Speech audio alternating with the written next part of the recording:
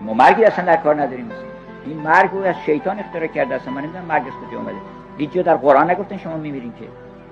گفتن هر چه صحبت مردن شده گفتن که شما میریم پیش پروردگارتون. گفتن ثم تردون الی عالم الغیب، میبرنتون پیش عالم غیب. کی گفتن که تو نابود میشی؟ مرگ به معنی نابودی نگرفتن که زن.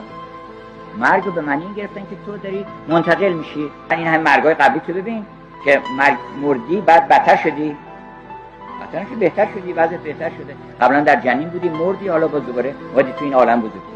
از این عالم هم باز میمیری تو عالم بزرگتر. بنابراین قصه نباید بخوری. انسان وقتی متصل میشه به پروردگارش دیگه قصه نمیخوره. چرا؟ اینکه به مبدأ شادی برخورد کرده.